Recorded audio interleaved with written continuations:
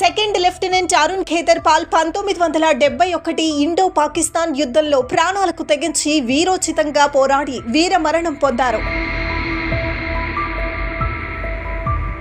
అతను 1971 ఇండో పాకిస్తాన్ యుద్ధంలో షకర్గర్ వద్ద బసంతర్ యుద్ధంలో తెగువ చూపించి వీరమరణం పొందటంతో భారత ప్రభుత్వం అరుణ్ ఖేతర్పాల్ మరణానంతరం పరమవీర చక్ర అవార్డు ప్రకటించింది. అరుణ్ ఖేతర్పాల్ 14 అక్టోబర్ 1950లో బొంబాయి రాష్ట్రం పూణేలో జన్మించారు. మరణించే నాటికి ఆయన వయసు 21 సంవత్సరాలు. ఆయన వీరమరణం పొందిన యుద్ధం గురించి సవివరంగా తెలుసుకుందాం.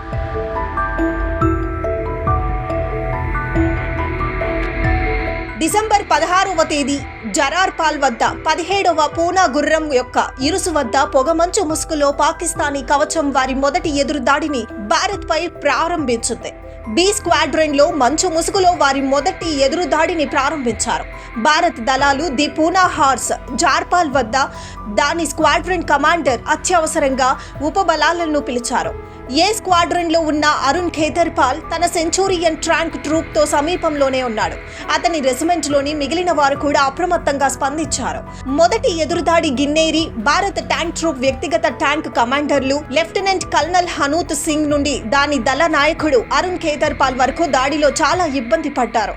అయితే 13వ లాన్సర్లు నిర్విరామంగా మరో 2 స్క్వాడ్రన్ స్థాయి ఎదురుదాడులను ప్రారంభించి పురోగతి సాధించగలిగారు.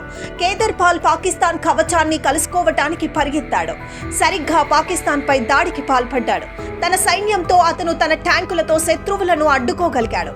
అయితే ఈ దాడిలో 2వ ట్యాంక్ కమాండర్ చనిపోయాడు. ఒంటరిగా బాధ్యతలు నిర్వర్తించిన ఖేతర్పాల్ శత్రు కోటలపై తన దాడిని కొనసాగించాడు. ఖేతర్పాల్ ఇన్కమింగ్ పాకిస్తానీ సేనలు మరియు ట్యాంకులపై నిర్విరామంగా దాడి చేశారు. ఈ ప్రక్రియలో ఒక పాకిస్తానీ ట్యాంకును పడగొట్టాడు. అయితే పాక్ బలగాలు మళ్లీ గుమ్ముగూడి ఎదురుదాడికి దిగాయి. తరువాత ట్యాంక్ యుద్ధంలో లెఫ్టినెంట్ అరుణ్ ఖేతర్పాల్ తన మిగిలిన 2 ట్యాంకులతో పోరాడి 10 ట్యాంకులను ధ్వంసం చేశాడు.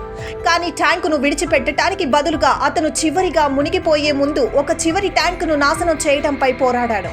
తన మండుతున్న ట్యాంకును విడిచిపెట్టమని ఆదేశించిన ఒక ఉన్నత అధికారికి రేడియో ద్వారా ఖేతర్పాల్ చివరి మాటలు ఇలా అన్నాడు: లేదు సార్, నేను నా ట్యాంక్ ని వదిలిపెట్టను.